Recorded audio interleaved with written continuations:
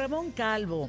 Fíjense que José Ramón Calvo es presidente del Instituto de Cooperación Internacional de la Real Academia Europea de Doctores. Fue asesor de Julio Frenk cuando fue secretario de Salud. Y él escribe un libro que se llama La Gran Pausa, Gramática de una Pandemia. A un año, pues, de la pandemia, convocaste, José Ramón Calvo, a médicos, científicos, economistas, periodistas, políticos, para analizar el impacto y los alcances de la pandemia. Hoy leía, y por ahí empiezo la conversación contigo, un encabezado en uno de los tantos periódicos que leí hoy, que decía: Japón y Gran Bretaña enfrentan una nueva pandemia. Dos puntos, la soledad. Entonces, ya estamos en esos alcances de la pandemia de salud física. Ahora una salud mental va a ser el reto, José Ramón. Hola, buenos días para ustedes. Fernanda, efectivamente, ese reto es un reto que yo creo que está presente desde el principio del confinamiento y que ha ido incrementándose cada vez más. Es decir, evidentemente tanto tiempo aislados, tanta imposibilidad de reunirse con familiares y con amigos, mantener las distancias, evidentemente todo eso termina pasando factura y eso lo notan más determinado tipo de colectivos, ¿no? Gente que está aislada, que no tiene, que viven solos, que ancianos, es decir, evidentemente es un daño colateral clarísimo el que está generando la pandemia en ese sentido, que por otra parte a veces es casi imposible de evitar, porque mientras no tengamos alguna manera, sobre todo mientras no tengamos a un porcentaje muy alto de población vacunado, seguimos teniendo que mantener distancias de seguridad, seguimos teniendo que mantener una serie de parámetros para evitar que se nos vuelva a disparar el número de casos. En La Gran Pausa, este libro, este trabajo arduo, ¿cuánto tiempo te llevó a hacer este trabajo de entrevistar a tanta gente, de estar recopilando, digamos, todas estas opiniones, reflexiones de expertos internacionales que, de acuerdo a su especialidad, pues hablan sobre el coronavirus, ¿no? Que ha dado la vuelta, digamos, a cuestiones científicas, médicas, legales, económicas, psicológicas, bueno, éticas, sociales, que dábamos por hecho y que nos damos cuenta, pues, que qué equivocados estábamos. ¿Cuánto tiempo te llevó, José Ramón? Bueno, el tiempo fue muy poco, porque de hecho a mí la editorial me pidió que hiciera el libro.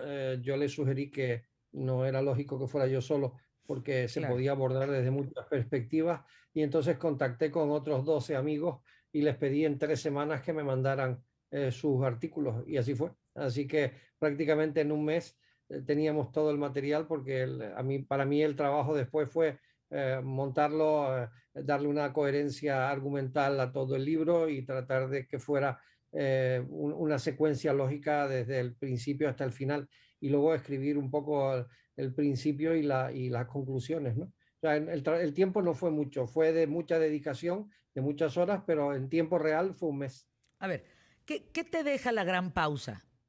Sitúanos con quiénes hablaste, qué te dijeron, qué reflexión, qué te asustó, qué te puso a, qué te prendió como un foco rojo, José Ramón Calvo, de lo que te dijeron. A ver, cuéntanos. Vamos a ver, el libro, quien lo lee se dará cuenta de varias cosas. La primera de todas es que es un libro que fue pensado para durar en el tiempo. No fue un libro, no hay una sola cifra, porque huimos de eso. Queríamos que este libro se pudiera leer dentro de 5 años y tuviera algo que decir todavía. Por tanto, queríamos evitar que se quedara obsoleto antes de salir. Entonces, lo que quisimos fue abordar la perspectiva de la pandemia desde muchos puntos de vista: el punto de vista de la educación, el punto de vista de la salud, de la economía, de la empresa, de las personas desfavorecidas, de los inmigrantes, en fin, desde muchos aspectos, que se pudiera realmente analizar de forma más o menos coral cuál era la magnitud de lo que estábamos viviendo en aquel momento, y sobre todo pensando que esto iba a durar, que de alguna manera es lo que se trasluce con la lectura del libro. Me he vuelto a leer muchos de los artículos pasado los meses y la verdad es que gran parte de lo que ahí se pone se podría volver a escribir ahora. ¿Cuál dirías es la evaluación del impacto mundial de la pandemia? Terrible, terrible. ¿En La una evaluación, palabra, terrible? terrible. Vamos a ver, sobre todo porque nosotros, como decía alguien el otro día, no teníamos carta de navegación para navegar por las pandemias. Es decir, nadie sabía muy bien qué hacer, a pesar de que no era la primera pandemia que habíamos vivido. De hecho, de coronavirus ya había dos antecedentes, no fueron muy grandes porque se cortaron muy pronto, que fueron la del año 2002 del coronavirus tipo 1 y la del MERS, que era la del coronavirus de Oriente Medio, y esas realmente no pasaron de unos entornos muy concretos y de unos miles de casos. Lo que sucedió fue que esta en concreto se disparó porque además este virus se comporta de una forma muy peculiar porque agrede y ataca no solo al sistema respiratorio, que era lo que se podía uno esperar de un virus respiratorio, sino que además ataca a un montón de sistemas orgánicos, inmunológicos, de sangre, de cerebro, de todo. Y entonces evidentemente estamos en una situación donde nadie esperaba ni nadie sabía cómo iba a reaccionar. También es verdad que muchos gobiernos no estaban preparados para lo que se les venía encima. Otros sí, porque había algunos que ya habían previsto en cuanto a materiales y demás, pero luego se generó una especie de mercado negro y de mercado persa donde en los aeropuertos se quitaban de las manos suministros que eran para un país porque llegaba otro Sí, con dinero cash y se lo pagaba. Entonces, aquello cierto. generó una historia muy terrible de respiradores, de cubrebocas, de guantes, en fin, de todo. Fíjate que estaba recordando, José Ramón Calvo, que según la página, el portal, digamos, de la BBC, una fuente muy importante en el mundo, la misma BBC, dice que todavía no sabemos, a un año de la pandemia, 4 puntos importantes. El primero, los efectos a largo plazo de la enfermedad. 2, cómo va a evolucionar el virus. 3, cómo podría ser la próxima pandemia. Porque, por ejemplo, en Gran Bretaña ya están esperando la cuarta oleada y no es menor. Viene muy dura, muy fuerte ese famoso cuarta vuelta del COVID. Y el número 4, el impacto ambiental de la pandemia. A ver, ¿qué sabes del impacto ambiental de la pandemia? Hombre, el impacto ambiental está siendo una de las cosas que más se están empezando a estudiar, porque no nos olvidemos de una cosa, es decir, eh, la propia situación de cambio de clima, la propia situación de calentamiento global que estamos viviendo ha ocasionado unos cambios en ecosistemas y por tanto todas estas pandemias que son dependientes de animales, son zoonosis, que es como se les llama técnicamente, evidentemente estamos generando una situación de presión sobre determinados entornos animales. Y pongo un Órale. ejemplo, los murciélagos, que son los que reservorios naturales de los coronavirus, hay miles de murciélagos que tienen miles de coronavirus, no solo este. Entonces, fueron obligados en zonas del sudeste asiático a desplazar su hábitat natural por la presencia de plantadores de palma, de zonas que fueron limpiadas, zonas de selva para plantar palma para el aceite, etcétera. Entonces, es decir, la mano del hombre sin duda está generando problemas ambientales que están ocasionando que determinadas cosas pasen. Eso por un lado. La segunda cosa es que obviamente una situación como esta pandemia pues nos ha demostrado, por ejemplo, cómo fuimos capaces, gracias a ese confinamiento mundial, de reducir la emisión de gases de efecto invernadero en un 5% el año pasado. Entonces, hombre, evidentemente creo que habrá que buscar maneras menos dramáticas y drásticas para conseguir reducir los gases de efecto invernadero, que no es encerrar a todo el mundo en su casa. Lo que pasa que es lógico que si tienes menos vehículos en la calle, que si tienes menos aviones volando, que si tienes menos trenes y si tienes menos ganado produciendo, al final, evidentemente, los gases de efecto invernadero mejoran. Entonces, desde el punto de vista de la pandemia, claramente se ve afectado por el clima y se ve afectado por todas las situaciones que estamos viviendo. Usted mencionaba hace un momento que una de las cosas que decía la BBC es que no sabemos qué va a pasar con la próxima pandemia. evidentemente no lo sabemos, pero sí sabemos una cosa que va a llegar. Es decir, siempre ha llegado. De hecho, la anterior de la que tenemos constancia masiva fue la gripe del año 1918. Mató a 50 millones de personas. Exacto. Entonces, de hecho, uno de los capítulos del libro, el que escribe el doctor Ernesto Cajan, trata justamente de comparar las tres grandes pandemias, la de la peste en la Edad Media, la de la gripe del 18 y esta. Y al final la conclusión es la misma. Los medios de resolverlas han sido iguales, metiendo a la gente en sus casas y evitando que se contaminen unos con otros. Eh, José Ramón Calvo, a ver, me detengo en los murciélagos. ¿Ha habido un otro tipo de coronavirus en los murciélagos? O sea, ya hay una Sí. segunda cepa, una tercera. A ver, cuéntanos eso, ¿cómo está el tema de los murciélagos? No, vamos a ver, muchos animales son reservorios, o sea, son, digamos, animales que tienen una convivencia pacífica, por decirlo de alguna manera, con algunos virus o algunas bacterias. Es decir, han llegado a un entente cordial el animal reservorio y el virus para no hacerse daño mutuo. Pero evidentemente es capaz de transmitirlo. Y en el caso de los murciélagos, ya se sabe hace muchos años que los murciélagos son un reservorio natural de coronavirus, no de este, de un montón de coronavirus, porque hay muchos coronavirus. Entonces, de hecho, el virus del resfriado común, uno de los más frecuentes virus del resfriado común es un coronavirus. Entonces, con lo cual, lo que sabemos es que el murciélago es un animal que tiene coronavirus, sobre todo los murciélagos que están en el sudeste asiático. Ándale. En China hay muchos coronavirus en esos murciélagos. De hecho, el otro día ya se vio en una investigación que han hecho un grupo de científicos en China, donde han detectado zonas enteras de murciélagos que tienen coronavirus, que hasta ahora tampoco se sabía muy bien cuál era su Ándale. existencia y que no parece que vayan a ser de momento peligrosos para los humanos. Lo único que todavía no sabemos es cuál fue el elemento intermedio, Exacto, el animal intermedio. exacto, de Sí, o este sea, mismo. sabemos, Ese es claro, un... sabemos el anterior, el exacto. MERS, por ejemplo, fue el dromedario. Entonces, sabemos que el anterior, el contagiador fue el dromedario. Aquí pueden ser un montón de opciones. De hecho, se habló del pangolín, se habló de una rata, se habló de una serie. Claro, el problema es que casi todos son animales vivos que se crían en granjas. Por ejemplo, los bisones. Es decir, el bisón, por ejemplo, es un animal enormemente receptivo al coronavirus. Entonces, de hecho, la matanza de bisones que se ha hecho en Francia y en algunos lugares de España también, por haber en granjas de bisones que han sido contaminadas Híjole, por pero... coronavirus, al final, pues bueno, el bisón es un animal tremendamente infectable por el coronavirus. Déjame ir a Spots QTF, José Ramón Calvo, vuelvo contigo, porque también hay una discusión muy importante en relación al bisón.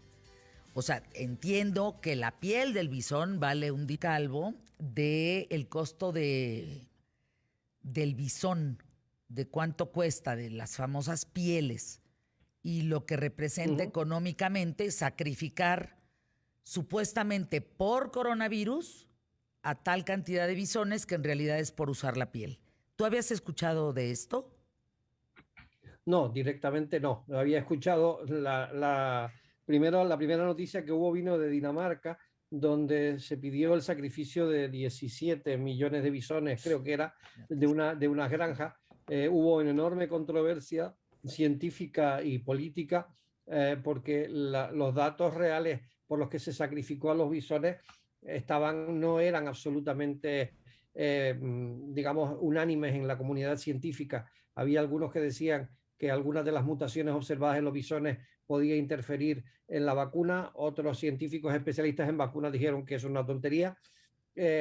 Lo cierto es que por el principio de precaución universal, pues mataron a los bisones, pero también lo hicieron en Holanda, lo hicieron en Francia, lo han hecho en España, sobre todo porque lo que sí parece claro es que quien contagió a esos bisones fueron seres humanos, no fue al revés.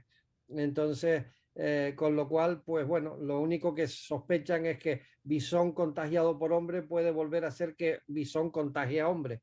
Entonces, bueno, y al final se optó por esa solución drástica en la que, repito, no todo el mundo está de acuerdo.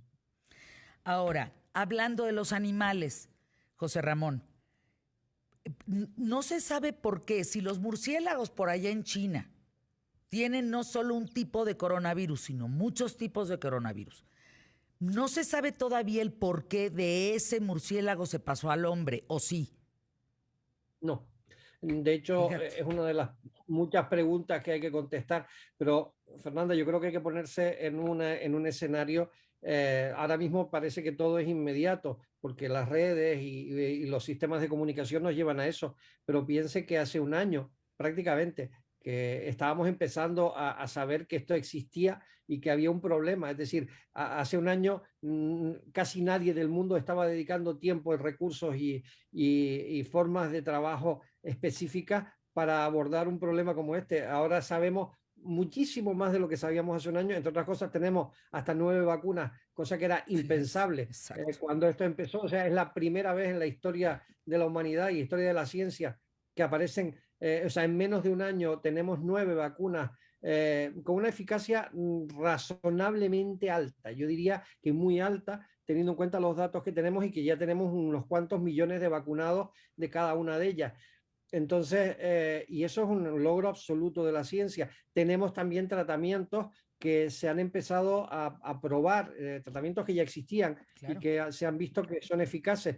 Es decir, lo que está claro es que hace un año nada de esto era predecible.